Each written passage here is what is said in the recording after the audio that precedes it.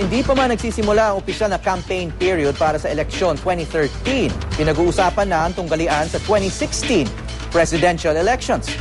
Posible raw na magkatapat muli sina DILG Secretary Mar Rojas at Vice President Jejomar Binay na naglaban na noon sa pagka-vice-presidente. Napipisil naman pambato ng partido Lakas CMD si Senador Bong Revilla. May news to go si Sherian Torres. Kung politika at politika lang ang pag-uusapan, ang esensya ng mga midterm election tulad na idaraos ngayong Mayo ay ang paglalatag nito na entablado para sa higit na inaabangang presidential elections. At ngayon pa lang, halos 100% sigurado na raw ang Liberal Party kung sino ang manok ng ruling party sa 2016. Si Interior Secretary Mar Rojas ang dating running mate ng Pangulo. That's the consensus in the party. Of course, Mar has I do not know exactly what is in his mind, but he said he has not decided. And I assume he has not decided because he wants to concentrate on his job as DILG and doesn't want his decisions to be influenced by 2016 at this point. So we perfectly understand Senator Mar's position when he said that it came as a surprise to him and it is not in his mind. But insofar as the LP is concerned, insofar as I am concerned, we believe that he is best qualified for 2016. Sa text message sa GMA News, sinabi ni Rojas na nagulat daw siya sa pahayag ni Senador Franklin Drilon. Maaaring plano o projection lang daw ito ng campaign manager ng Liberal Party.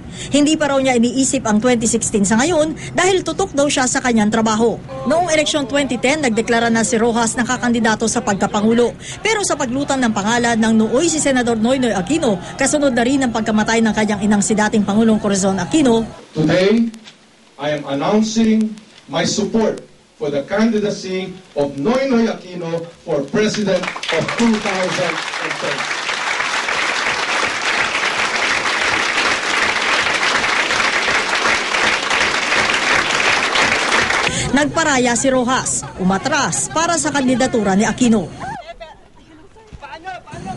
Naging mahigpit ang tunggalian ni Rojas at Jejomar Binay sa pagka-vice-presidente noong 2010 na humantong pa sa electoral protest.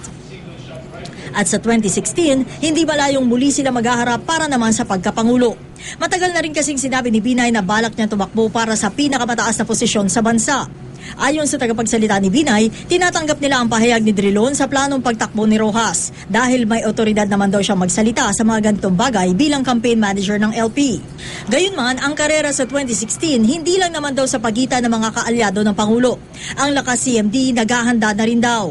Ayon mismo kay House Minority Leader Danilo Suarez, ang napupusuan daw ng partido na isabak sa presidential race ay si Senador Bong Revilla Jr., ang kasalukuyang presidente ng Partido Lakas. Well, napag-uusapan pero siyempre too early para pag-usapan. Dito muna tayo sa trabaho natin sa Senado. Ready kayo, sir, kung saan sa paghahandaan. I cannot say that I'm ready but paghahandaan natin. Kaya naman mainit ng inaabangan ng takbo ng kampanya ngayong 2013 nang masulyapan ang magiging labanan para sa pinakamataas na pwesto sa bansa. Sherian Torres, GMA News.